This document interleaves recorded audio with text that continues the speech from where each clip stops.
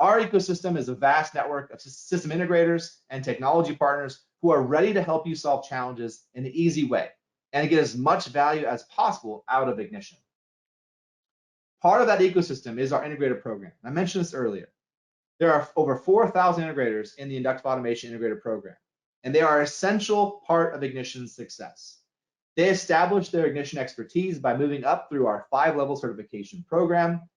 And we even have a whole section on our website called Find Integrator, where you can look up qualified integrators serving your area and see which industries they have verified experience in. We know that digital transformation is a journey. And when you're going somewhere you haven't been, it's important to have a guide who you can trust to help you get there. In our community, integrators are that guide. Integrators get to know your company to find out what you need. They build and install the solution, and they maintain that relationship with you as your needs expand over time. They understand the plant floor and the people who work there. They know how to use Ignition to make a superior SCADA system, and they know how to extend Ignition throughout the enterprise to add tremendous value and help significantly in digital transformation efforts. With an Ignition integrator, you have the right software and the right people to build digital transformation OT first, and you have the right community behind you. Whether you're working towards a better SCADA system or towards digital transformation, integrators are often essential to your success. One of these integrators and end users is a company called Roeslein and Associates. In addition to being a user of Ignition in their alternative energy division, they sell and use our software extensively with their integration services. We have the privilege today of being joined by JC Harrison from Roeslein and Associates. As a premier enterprise integrator, they've delivered hundreds of projects for customers and are great folks to work with. JC is here today to share a few insights based on his wealth of experience. JC, thanks a lot for coming again, and over to you. Thank you, Travis. It's always a pleasure to participate in an Inductive community webinar. And we have been doing SCADA and data systems for over 25 years. We've learned a few things and made a few mistakes, and I appreciate you letting me share a few of these lessons with you in the community. First thing, as many people already know on this call, data-driven decisions are only as good as the source data. And this whole presentation is really keyed around the foundation, and I'm going to also talk about the foundation. The first step in any SCADA enterprise endeavor needs to be, we call it an asset connectivity audit. You need to figure out how you're going to connect to the machines on your plant floor. We work in manufacturing environments, and this is so true because most of the data starts at a PLC level or CNC level. You need to define your hardware. You need to define how you're going to connect to old equipment, new equipment, what protocols you're going to use. That's the first, and we believe the most important step in a digital transformation. The second thing is we need to plan what we're going to do with that plant floor data. That plant floor data is going to serve as a central hub for all the different enterprise softwares that are going to get layered on top of it.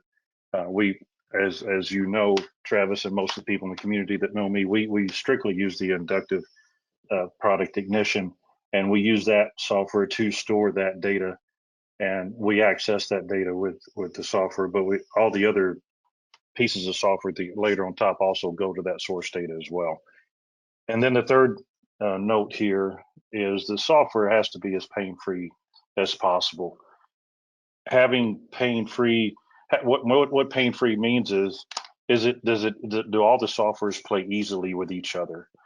We really shy away from and encourage our end users to really think twice about bringing in a proprietary software that won't communicate and share data with the other ones, because that usually puts you into a corner that you don't want to be at, especially in the initial foundation building. Let's go and talk about our end users, because for us, they're the most important people.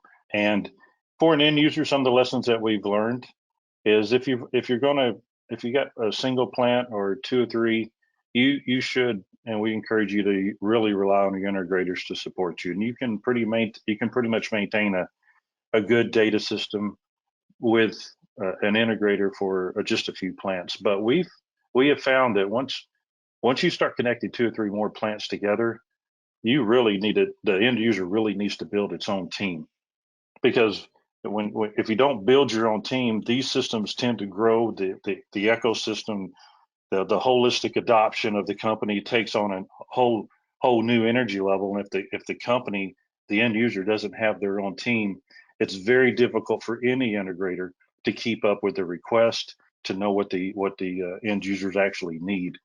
For example, we won a Firebrand Award a few years ago with Dana, and we started off providing 5 full-time engineers to help them with their enterprise digital journey, and now we're down to less than 1 a year. And that's because Dana's done an outstanding job building their own team so they can support and develop. And we're just thrilled that the system is continuing to serve Dana's needs. To sum this little quick conversation up from my side, Travis, the first thing is build a SCADA system that's pain-free and that works well with lots of different software packages. Don't box yourself into a corner in the beginning, and strongly encourage the people you work for that pay your bills, the end users, to build their own teams. And that way, these digital journeys and transformations can continue and continue in a strong way. Thank you, Travis.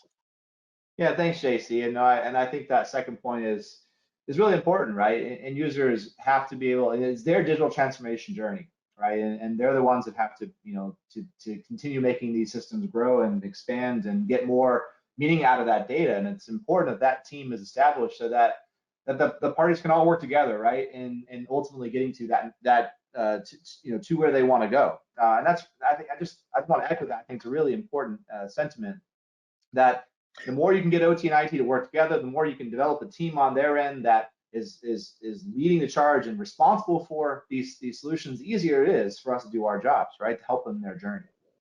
Absolutely.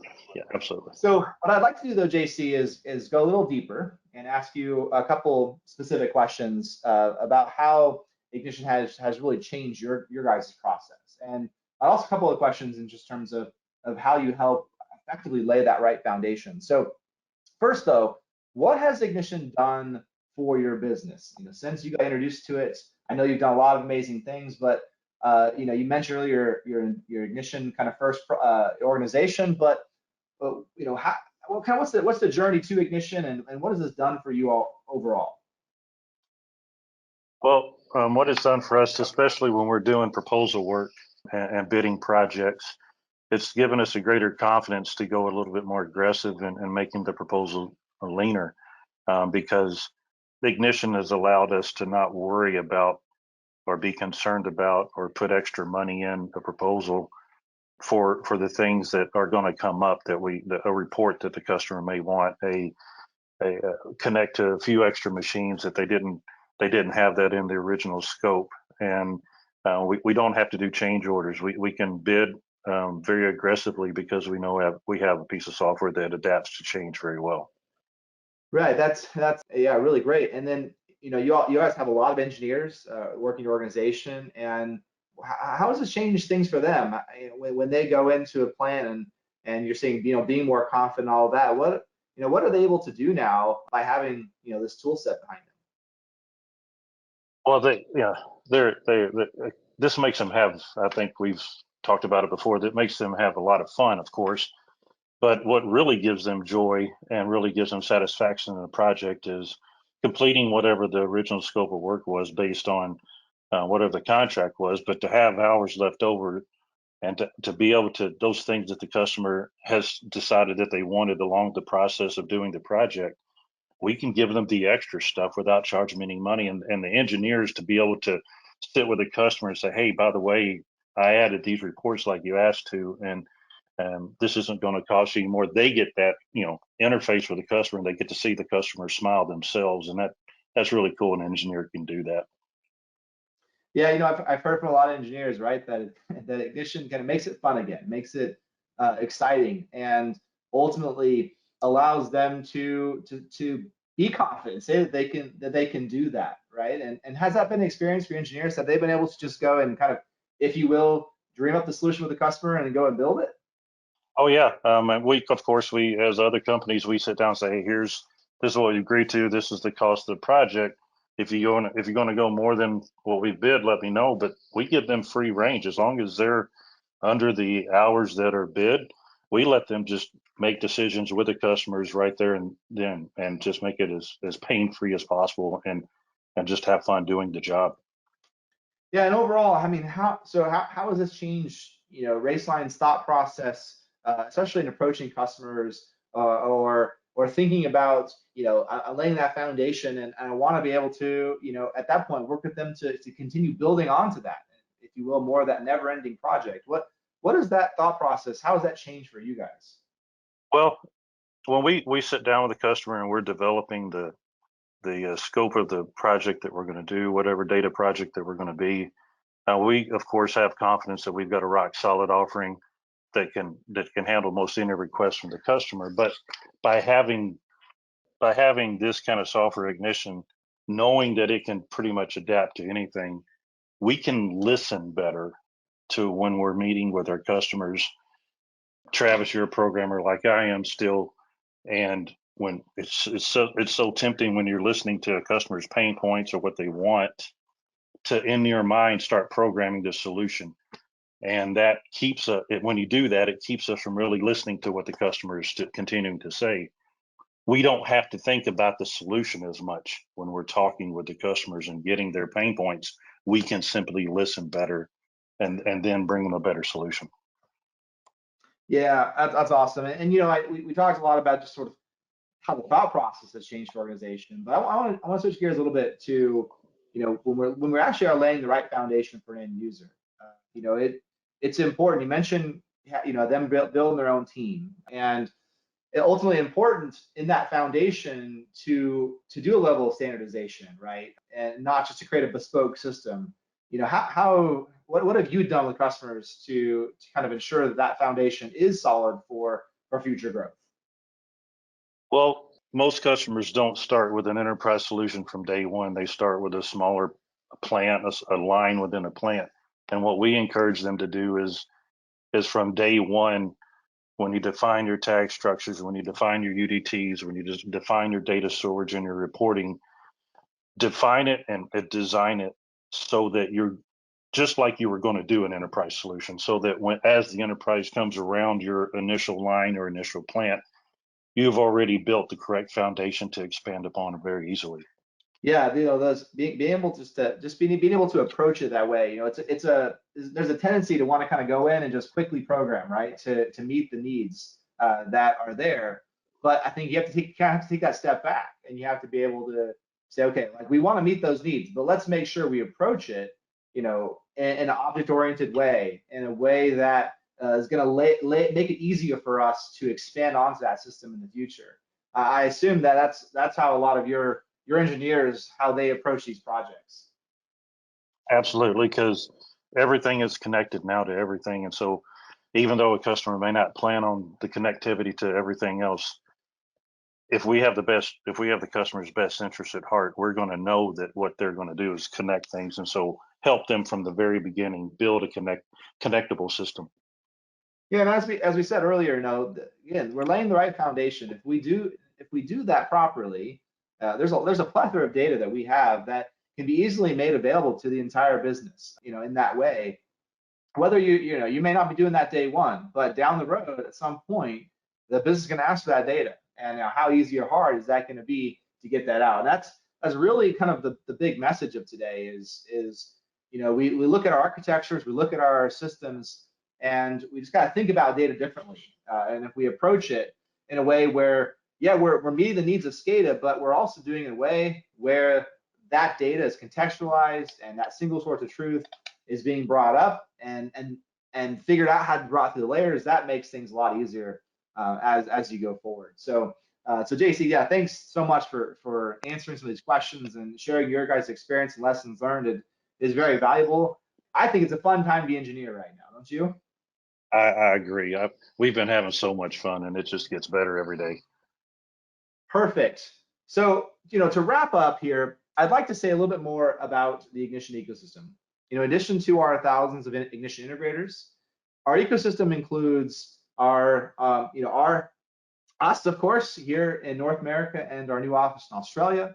It includes all of our international distributors throughout the world, and these are there to support the product and provide it in their local time zones and languages. Our partners, our strategic partners, solution partners, and our alliance partners whose products work with Ignition to provide greater value. And we're really about, we know that we're not the only product out there. We have, it takes, a solution is going to take a lot of different pieces being put together. And our goal is to make that easy, to easily bridge the communication and make things work together and allow customers to go further. Going beyond that, though, our ecosystem includes our educational engagement program, which provides free Ignition licenses to qualifying colleges and universities. And today we actually have Ignition in over 160 universities, where we are teaming up an integrator in that area to help provide experience and mentoring. We are teaming up our partners and be able to provide hardware and software solutions so that these students can actually learn real world products and real world scenarios before they get out into the market. It also includes our community impact program, where we donate Ignition licenses for qualifying nonprofit projects. It also includes our module SDK, along with our module showcase. You can see on the website where you can see third-party modules that are developed, or apps, if you will, that are developed for Ignition. Of course, you can use the free SDK and extend that further yourself. Our training program, which includes live Ignition training around the world, and of course our Inductive University, where we have an online university that's completely free and available anytime to learn Ignition at your own pace. So you can see the purpose of this ecosystem is to increase knowledge transfer, is to provide support and opportunities for system integrators, and it's there to train the next generation of industrial technology professionals, and also to facilitate the relationships that you all need to succeed, right? That the solutions we're trying to approach today are just so different than they were before. Again, having the right foundation, having the right ecosystem allows you to get there in a very fast way.